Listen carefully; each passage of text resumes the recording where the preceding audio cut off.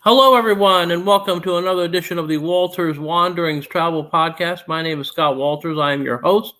We have a special guest today. His name is Greg Krino. He'll bringing him in a minute, but I want to let you know that if you mention the term commercial airline pilot, I will give you $50 off of any trip of 4 days or more. That includes air, so you have to fly. And although flying these days is kind of a dicey proposition, not to worry. Greg will get you there safely if he's your pilot, because he has plenty of experience doing that. My guest today is Greg Krino. He is a pilot, a commercial airline pilot now. He also does a little bit of law part-time between piloting shifts. He had a 20-year career in the U.S. Air Force, flying all over the world and all those fancy-dancy Top Gun type planes, doing the things that the people in the Air Force do. And he's with us now to talk about travel stuff with the airlines and travel stuff with being a pilot. Greg, thanks for hopping on board today. I appreciate it. Scott, thanks for having me on. I just want to say real quick, commercial airline pilot. Does that get me something? No, well, yeah, if you want to book a trip, sure. But here's your problem is you get your air for free. Yeah. But I'll still give you $50 off if you book a 4-day vacation or more. Oh, I'm a nice guy. So there you go. Thanks for having me. Happy to do that. And again, you have extra flexibility because you can figure it out. You can figure out your routings a lot easier than I can. So let's start with the Air Force stuff. You went to the Air Force Academy, which is a really cool place out there in Colorado.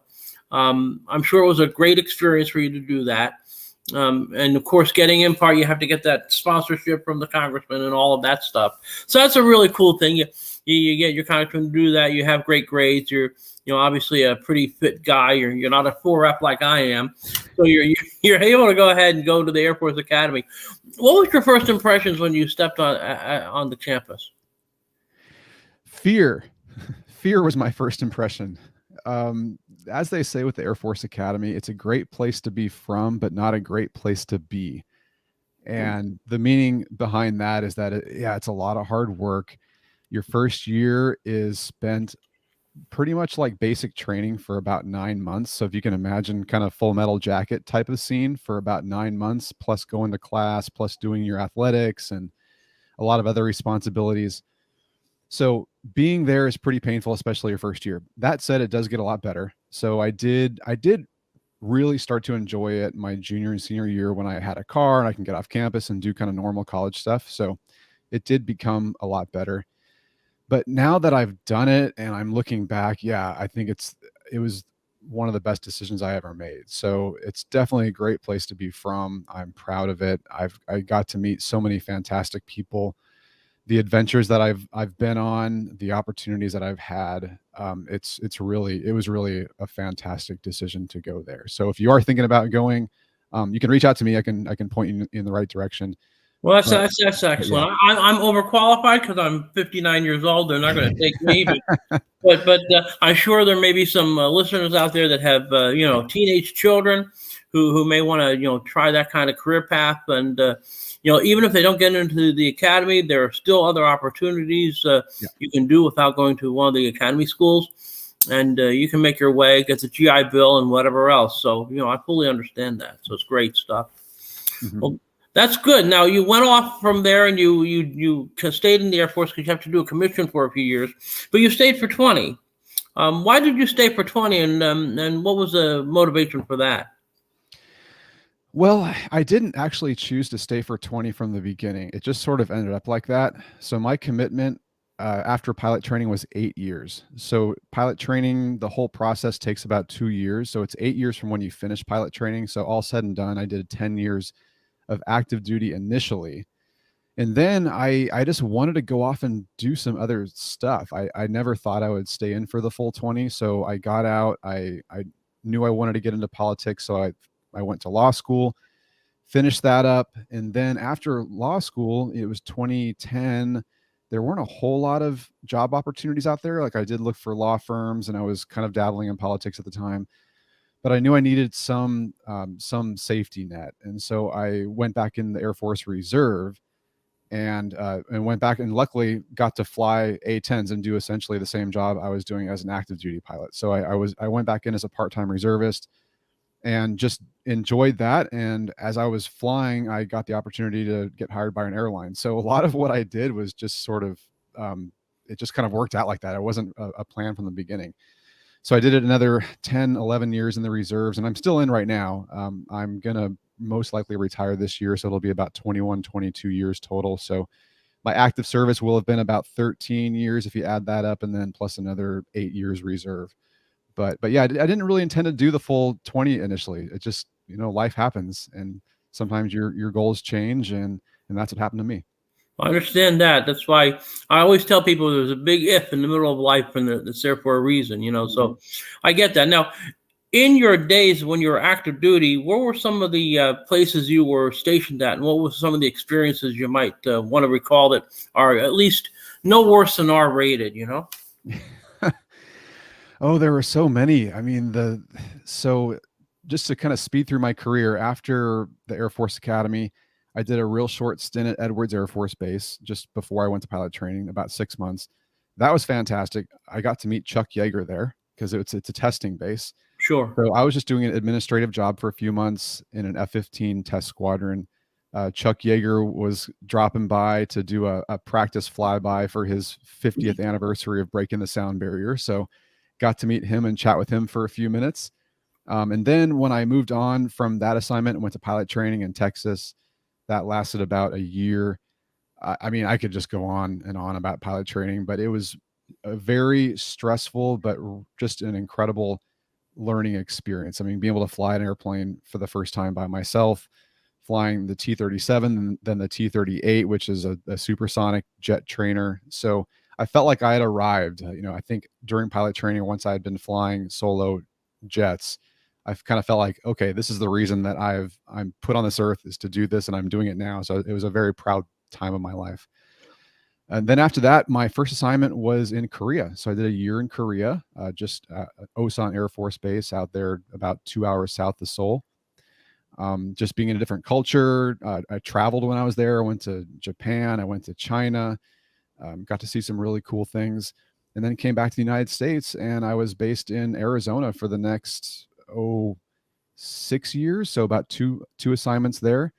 And during that time, that's when 9/11 happened. And so I deployed to, I went to Oman shortly after 9/11 to help set up an Air Force base. I was only there for like a month. It was a very short assignment.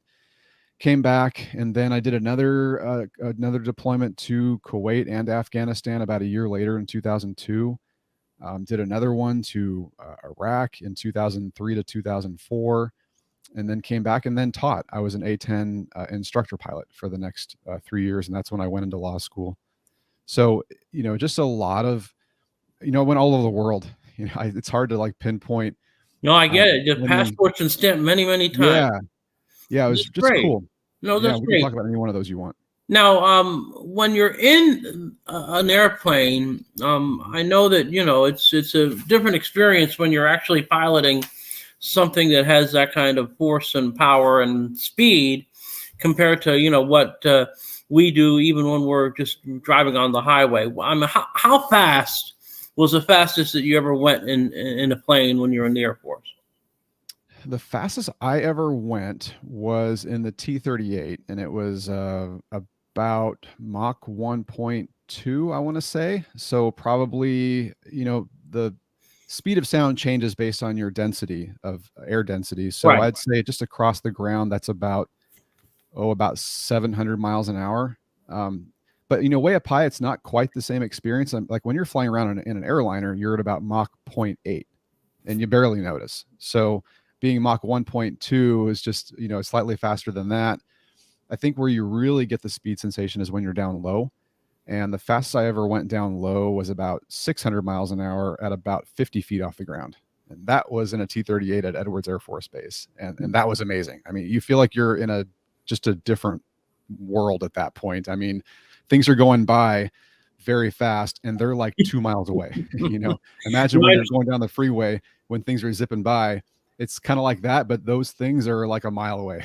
I So understand. It's a big yeah. difference. Now, what about G forces? I Mhm. mean, you have to obviously sustain some G forces when you're in these airplanes, especially when you're doing maneuvers. What's that like? And did you ever come close to passing out? I mean, we know some people on roller coasters and other thrill rides, they will pass out because, they're just not ready for those G forces. Yes, I have come close to passing out. Thankfully, I caught myself. But the most I ever pulled was probably in the centrifuge. It was 7.8 Gs, and that's painful. I mean, if you've been in a roller coaster, that's probably the best way I can describe it. When you're going downhill and then you bottom out and then you start coming back up, you kind of sink down into your seat.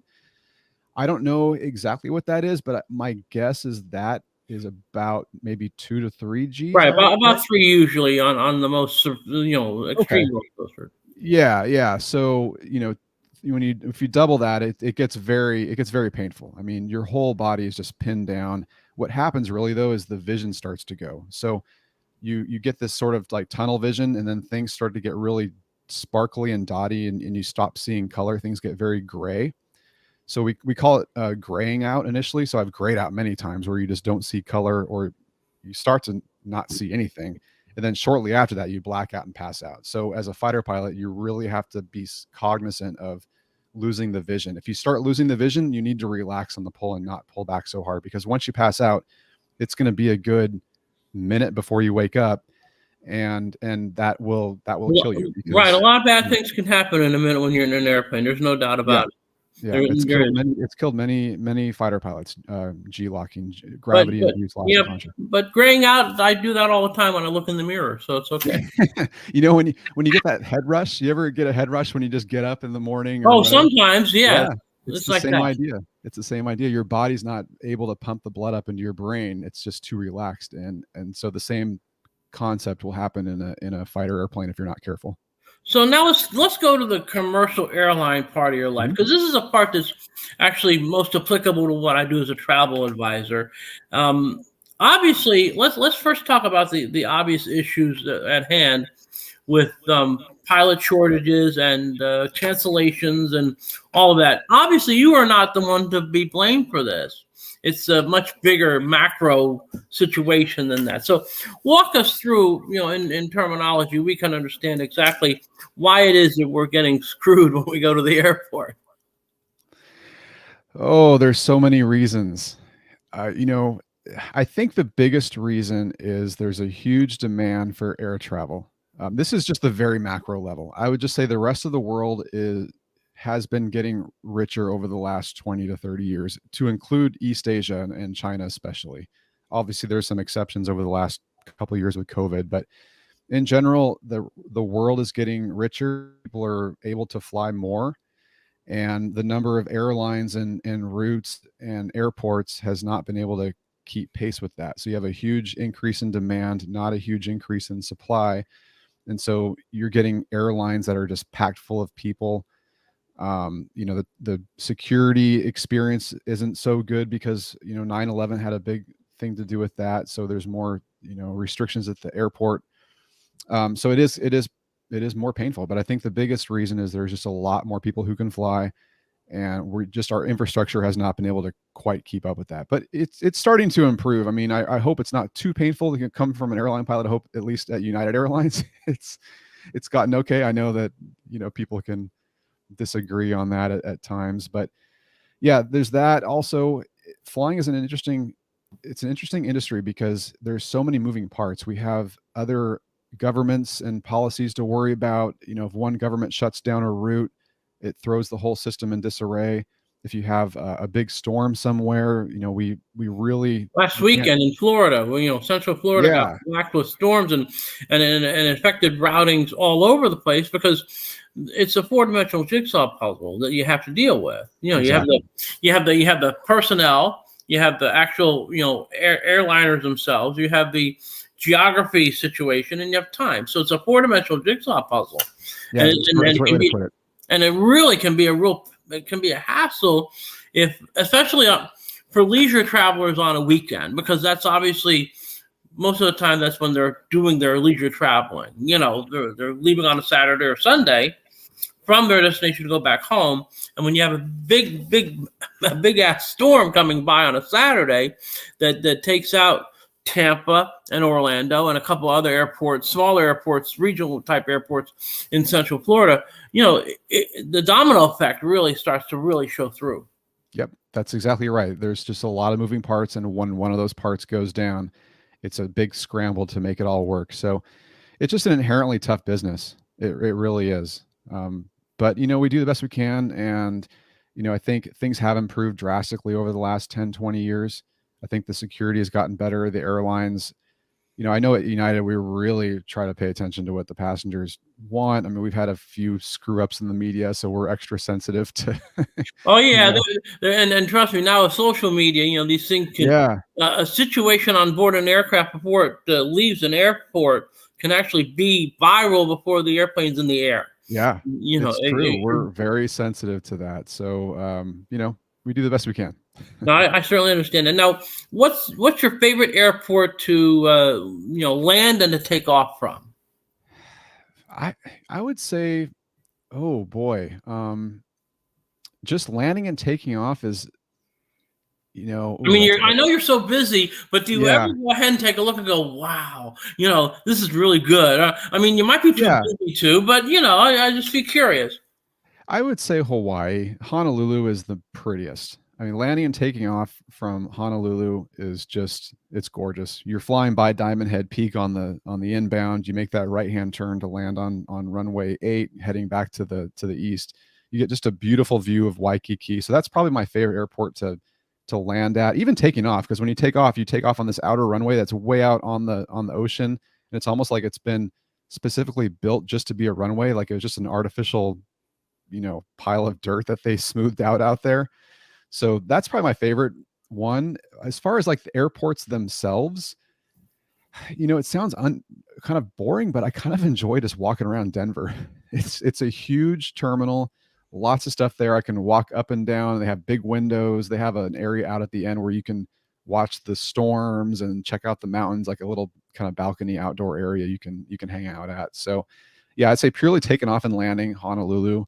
And then just for kind of hanging out and eating lunch and walking around, I would say Denver. But there's so many airports. It really just depends on what mood I'm in. Are there airports that you'd rather avoid because there's difficulty, in the actual, mechanics of landing and taking off an airplane? Oh yeah, two big ones that come to mind are Chicago and Newark. They're just, if you ever look at the footprint of Chicago O'Hare. I've been to Chicago O'Hare, and I'll tell you my funny story in a minute about that place. Yeah, there are like 15 runways in an area that's like, I don't know, 10 square miles. I mean, it's just gigantic. It's like half the size of the city. So taxiing around at Chicago, especially when there's weather and there's reroutes, it's just a real pain in the butt. You can't even talk on the radio. When they give us taxi instructions, I'm on the right seat. I'm the first officer. I have to answer the taxi instructions and talk on the radio when we're on the ground. And you can't get a word in edgewise. I mean, half the time they don't even wait for you to repeat the instructions back, which is a requirement, but it's just so busy. They're just, rattling off instructions. And then Newark is kind of a pain for the same reason. It's just kind of a smaller version of Chicago. It's just, taxiways everywhere. Everyone in the world is coming in there. You have a lot of foreign carriers. You have language barriers. It's just kind of chaotic. So when we're going in those areas, I'm like, all right, let's get up for it. It's like getting ready for an athletic event. I hear you. Well, I remember my one time of 2 times. The first time I was in O'Hare, I had to do a connecting flight, and I was at Terminal 1 where we landed, and it actually was a United flight, but I had to go to Terminal 4 to get the next flight, and I was running like OJ in the old Hertz hat. Oh my God. What a hassle. That in Hartsfield. For travelers, Hartsfield and O'Hare are like the worst airports to navigate as a traveler. There's just no question about it. Where do you find the best airport food? I mean, besides, obviously Denver's got a soft spot in your heart, maybe because you like Coors beer and all, but there's got to be like a hidden gem of airport food that we need to know about. Oh, wow. I'm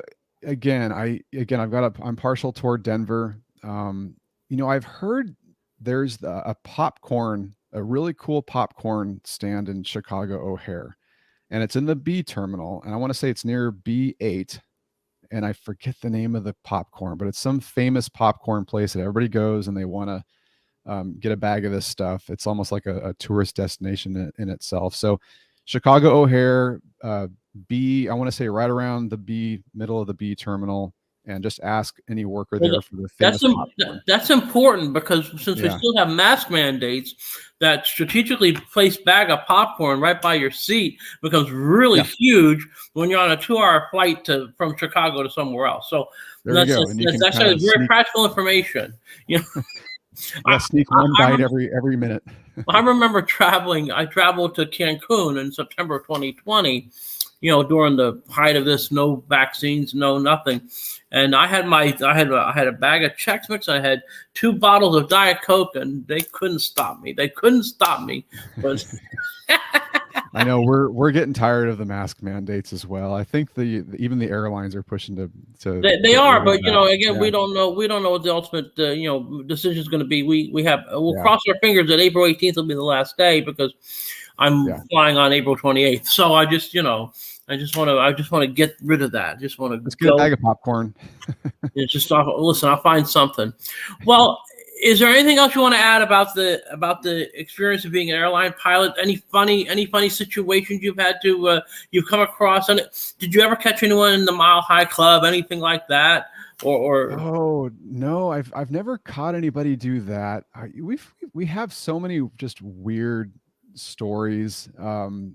Gosh, I don't want to leave this on a downer note, because I did. No, we'll get something positive at the end. I promise. Okay, just can I do a negative one real quick? We can do a negative one. Yeah, go ahead. Then we'll end on a positive note. But I did have a woman die on my airplane.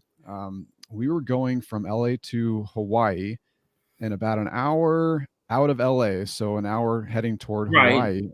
We got I'm up there in the cockpit, and we get a ding, like a indication from the flight attendants that hey, I answer the phone. Hey, what's going on? They say, yeah, we have a woman back here who's just short. She's short of breath. She's not feeling well. And so we're like, all right, well, let us know if it gets worse, because it could be anything. It could just be somebody who's just having a panic attack, but we can't just turn around the airplane right then. So we keep going. Now it's like an hour and 10 minutes outside of LA, and then we get another call from the flight attendants. This time she's I think she was like throwing up, or like, yikes. And so then it gets worse, but still we're like, well, maybe it's a hangover. We just don't know. So then it's like another 20 minutes later, and now she's unconscious, and it just kept getting worse and worse. So now we're like, okay, we've got to call our medical people. So we have a special way of contacting medical people from the cockpit, like a separate right. So those people can be ready and stand by.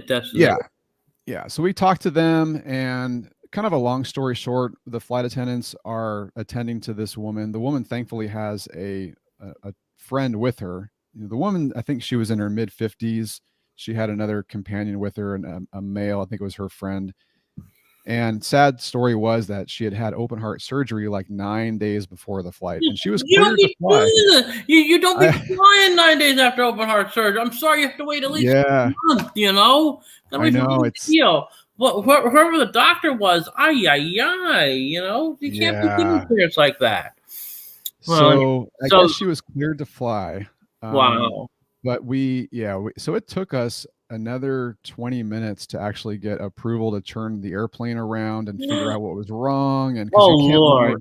When we're out over the ocean, here's a thing to remember: when you're out over the ocean, or an area where there's nothing on the ground, like even going to the North Pole or whatever, it's very difficult for an airplane just to turn around and land. We're on these specialized routes. We have to stay on these routes because we're not under radar contact all the time. And it's also fuel things and other things as well. Yeah. And we don't know. I mean, we get a lot of people who are just, they have hangovers or whatever. So we can't just automatically turn the airplane around like we could if we're over the United States. Right. So throughout that time, by the time we turn the airplane around, we get heading toward, actually San Francisco at the time was the closest airport. Sure. We were going as fast as we possibly could. Mm-hmm. And they were giving her chest compressions and I think it's an EpiPen or whatever the pen is. Yeah, all the things they needed to do, all the intervention they could. Yeah, and sadly, she had her last heartbeat probably 30 minutes before landing. and they were doing chest compressions all the way through. And so, yeah, it's kind of a sad story. So yeah, lesson learned there. If there's ever any, if you have some major event like that, give it a little longer. And especially if you're going over the ocean or over, Yeah, if a you're going remote area. doing some kind of thing like that. Now, what's the Yeah. longest commercial flight you've flown? Probably 15 hours, 14, 15 hours. That's the longest commercial flight. That was Sydney to LA. Now, do you have a change of crew, or I mean, how does that actually work? Yeah. So any flight that is scheduled for 8 hours or less, we just have 2 pilots. Any flight that's scheduled for 8 to 12 hours, we have 3 pilots. And then more than 12 hours, we have to have 4 pilots. And I think more than 16 hours, you need 4 pilots. And then one of those extras needs to be a captain. You need to have at least one extra captain as well. So how we do it is we have a bunk. So in these wide body airplanes like the 787 that I'm on, there's a special sleeping bunk that's right above first class. There's like a little stairwell. We go up there and Cute. we can sleep up there. Unless you're claustrophobic. Yeah, if you're claustrophobic, it's gonna be a problem. It's like laying in a coffin.